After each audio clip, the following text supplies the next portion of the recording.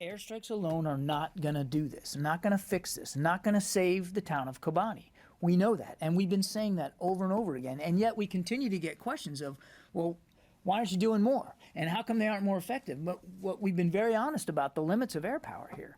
The ground forces that matter the most are indigenous ground forces, and we don't have a willing, capable, effective partner on the ground inside Syria right now. It's just a fact. All right, let's talk about that. General Barbero, what do you think? There's nothing the United States can do to save these people in Kobani? I was in Erbil last week, Wolf, and they're very concerned in northern Iraq and the Kurdish region, and they're absolutely convinced there'll be a massacre in Kobani, and they're very frustrated with the United States because of the diminishing returns from the airstrikes, too few, too late, and that they're not getting the heavy weapons that they've been asking for weeks. Their Minister of Peshmerga has written again to Secretary Hagel. The Minister of Peshmerga of the Kurdish forces has again written to Secretary Hagel with a list of requirements and what they need, heavy weapons to be able to fight ISIS. They'll fight ISIS, but they're outgunned and overmatched. And the people in Kobani are largely Kurds.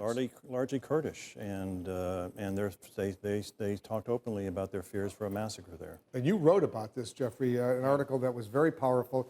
Legitimate fears that these Kurds, these are Syrians, but they're Kurds, that they could be massacred if ISIS were to take control of this town. It's not only Kurds. There are Christians up there, Turkmen, Arabs too. I mean, there are people who've run away to Kobani from other parts of Syria because those parts are even worse or have been even worse. And yes, and what makes this so horrible for the people who are worried about Kobani is that this is a town that sits right on the Turkish border, which means in essence that it sits on the border of NATO.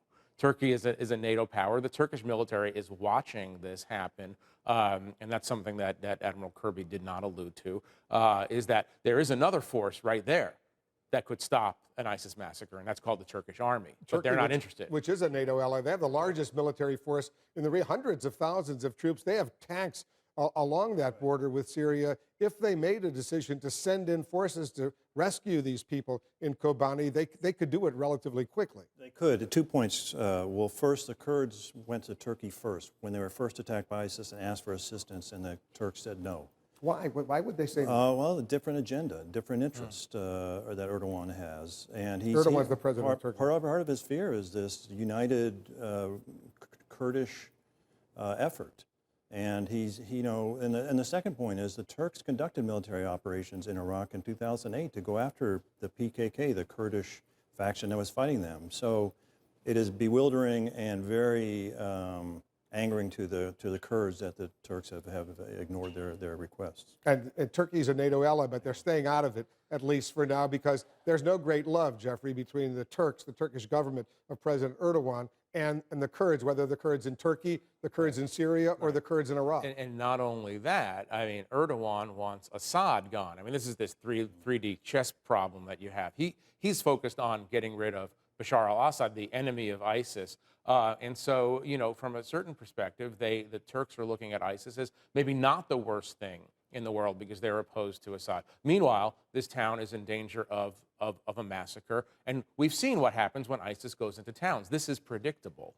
You're a military guy. Right. You understand the role of air power. Right. There are airstrikes and there are airstrikes. Right. If there are 5 or 6 airstrikes and they destroy a few vehicles, an armored personnel carrier, or a tank, that's a very limited airstrike. Right. But if there are hundreds of airstrikes in a day, that could obviously make a big difference. But the U.S. is reluctant to do so out of fear there could be civilian casualties. So and there are airstrikes and there's an air campaign. And we're half in, half out. And the Admiral at the Pentagon said it. There are limits to airstrikes, especially when you broadcast what you're not going to do, what you're going to do. And if you have a smart adversary like ISIS that's going to change that, you go in this death spiral of diminishing returns.